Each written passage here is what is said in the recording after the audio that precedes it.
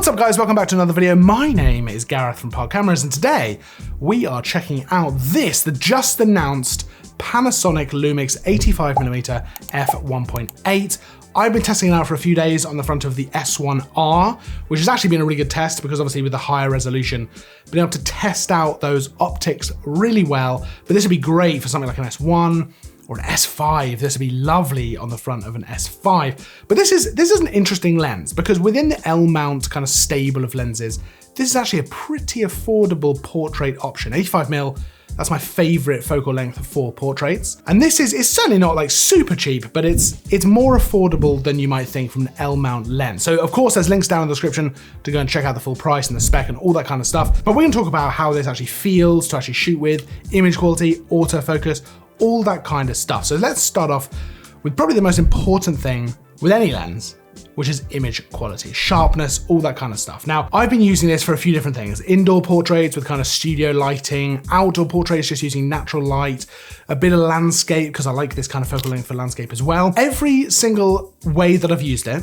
indoors, outdoors, all over the place, I find actually this is a really sharp lens, especially in the center, but actually out towards the edges as well. This is a very sharp lens. For portraits, this gives beautiful, beautiful looking images. Now, f1.8 is not the fastest lens out there, but it's still pretty fast and it's gonna give you those nice blurred backgrounds.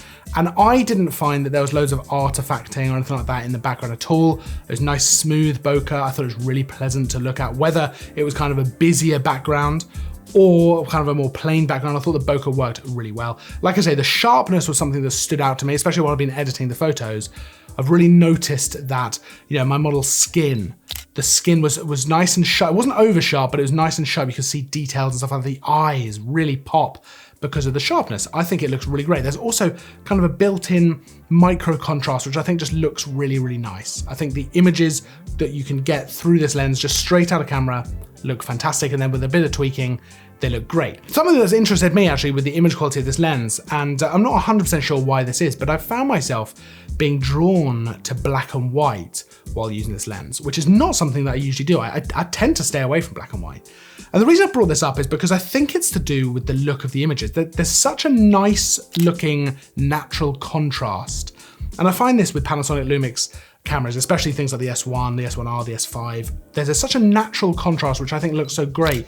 It just lends itself so well to black and white. And because of the sharpness I've found with this lens, especially with portraits, I just found that the black and white images worked so well. I love the colors as well, but it's something that really stuck out to me, was really interesting to me, so I wanted to mention it in this review because I think that's important to know, you know, that it changed the way I was doing my workflow because I was so drawn to certain aspects of the image. Now, of course, f1.8 is gonna allow you to shoot in slightly lower light as well. I certainly made use of that out and about when the sun was kind of setting. This time of year as well, of course, we don't have as much light to play with. But with the sun setting, I was able to get some nice shots. Even after the sun had gone down, I still had a little bit of time. f1.8 just allows you so much freedom with that kind of thing. Now, even shooting landscape at f1.8, which is something I always like to try out because I want to see how is it going to perform. There's some lenses that do really well wide open for landscape, some lenses that it all just falls apart. You have to stop down. Normally I would stop down if I was really taking an image. I'd probably shoot f4, f8, f11, but I wanted to see what it was like at f1.8, and actually the sharpness held up, the image quality held up. It looks really good. So this is a great option if you like shooting wide open for all kinds of things. The sharpness didn't seem to fall off for me while I was shooting at f1.8. Now, autofocus. This is an interesting one because the S5, the new S5, has much better autofocus. I'm using the S1R, which if I'm totally honest, doesn't have the best autofocus in the world. You know, I think we can all just, that's fine. We all get that. But that said, I never felt like I was missing the shot with this lens. The lens seems to be fine in terms of autofocus. Autofocus was working. I actually went through my photos earlier today before shooting this video just to kind of go through them again and check everything. Actually, there's none that I wouldn't use and wouldn't be happy showing down to missing focus, you know, autofocus not performing properly. There's somewhere I didn't compose the shot very well, but there's none where the focus is the problem. And actually, while taking the photos, I never noticed a lot of hunting back and forth. So that's kind of good. It was pretty quick, actually, pretty sort of snappy onto exactly what I wanted to focus on. So So that was a nice thing. You know, Panasonic, not always the best autofocus, but with this lens, it certainly seemed to work pretty well. So let's talk a little bit about the actual design of the lens, the feel of it. The lens itself is pretty small. You can see here it's on the front of the S1R. It's a pretty small 85mm lens. It fits nicely on the front of something like this. It would fit nicely on the S5 because it's not too bulky or big. Part of that is because, of course, it is an f1.8, not 1.4 or anything like that, so it doesn't have to be super big, but actually it feels good. It's about the right size. It means I can hold this two-handed with no issues. The actual focus ring, if you want to use manual focus, is pretty wide, so that's nice for people who like to use that. It's also weighted quite well as well.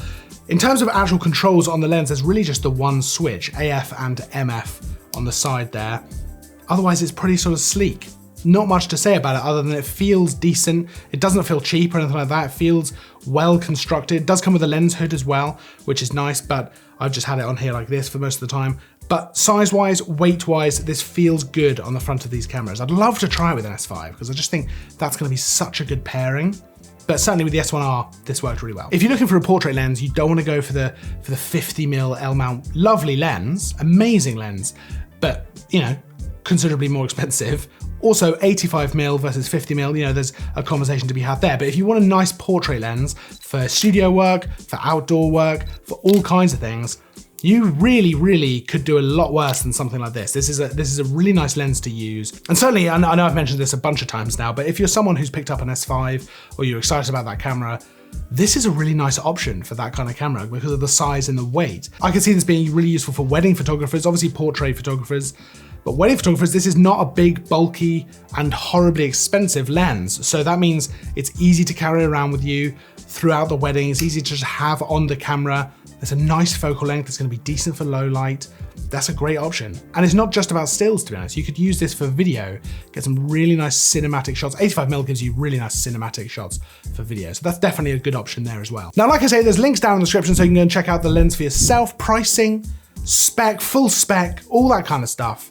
All that fun stuff. If you do have any questions about the lens at all, pop it down in the comments and I'll do my best to get back to you ASAP. Of course, if you have any thoughts as well, I'd love to hear them down there as well. Don't forget to like and subscribe if you enjoyed the video. We've got loads of new stuff all the time, reviews, tutorials, all kinds of stuff. I will, of course, see you in the next video. And as always, thanks for watching.